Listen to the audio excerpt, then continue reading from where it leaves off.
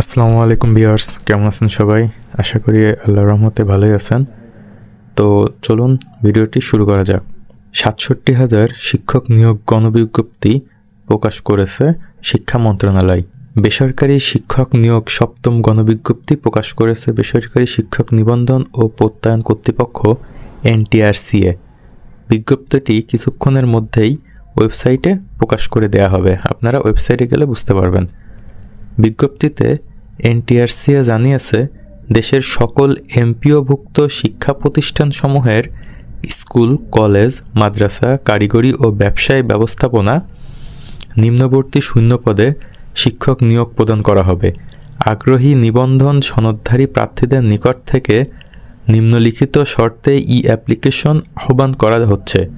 School ও কলেজে শূন্য পদ সংখ্যা ২৯,৫৭১টি, মাদ্রাসায় ৩৬,৮০৪টি এবং কারিগরিতে ৮33টি পদ রয়েছে। বিজ্ঞপ্তিতে বলা হয়, অ্যাপ্লিকেশন ফর্ম পূরণ ও ফি জমাদান প্রদানের তারিখ ১০ জানুয়ারি ২০২৬ হতে ১৭ জানুয়ারি ২০২৬ দিবাগত রাত ১২টা পর্যন্ত।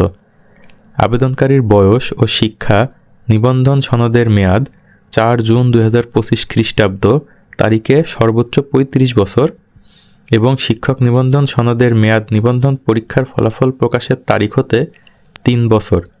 শিক্ষা মন্ত্রণালয়ে গত ১ জানুয়ারি ২০২৬ তারিখে নির্দেশনা অনুযায়ী কর্মরত ইন্ডেক্সধারী শিক্ষকগণ সমপদে আবেদনের যোগ্য হবেন না।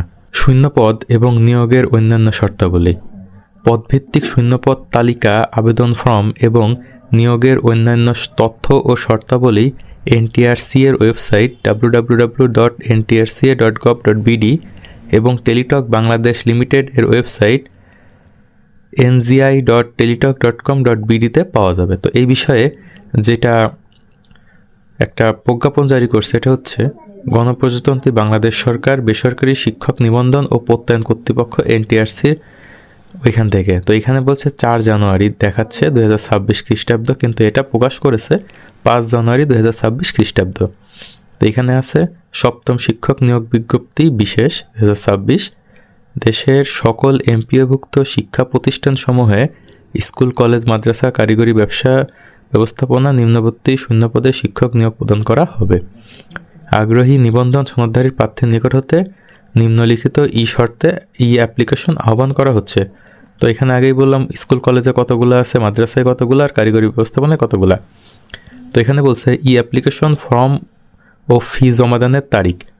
তো এখানে ১০ জানুয়ারি ২০২৬ খ্রিস্টাব্দ হতে ১৭ জানুয়ারি ২০২৬ খ্রিস্টাব্দ দিবাগত রাত ১২টা পর্যন্ত। তার মানে এখানে ফর্ম পূরণ ও ফি জমা দিতে পারবেন ১০ জানুয়ারি থেকে ১৭ জানুয়ারি রাত ১২টা পর্যন্ত।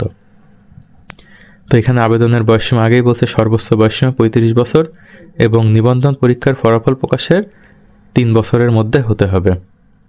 আর কেউ যদি কোথাও কাজ করে থাকেন তাহলে শিক্ষকগণ সমপদে আবেদনের যোগ্য হবেন না। তো এই হচ্ছে বিষয়। তো তথ্যসূত্র অনুযায়ী সপ্তম গণবিজ্ঞপ্তিতে একজন প্রার্থী শূন্যপদের তালিকা থেকে সর্বোচ্চ 7টি শিক্ষা প্রতিষ্ঠানে পছন্দ উল্লেখ করতে পারবেন। এর বাইরে অন্যান্য প্রতিষ্ঠানে নিয়োগের আগ্রহী প্রার্থীদের জন্য রাখা হয়েছে আদার অপশন, যেখানে আপনি ইচ্ছা অনুযায়ী সম্মতি বা অসম্মতি জানাতে পারবেন। এর আগে একজন প্রার্থী সর্বোচ্চ 40টি শিক্ষা প্রতিষ্ঠানে পছন্দ দেওয়ার সুযোগ পেতেন, তবে সপ্তম গণবিজ্ঞপ্তিতে সেই সংখ্যা কমিয়ে 7টিতে নামিয়ে আনা হয়েছে।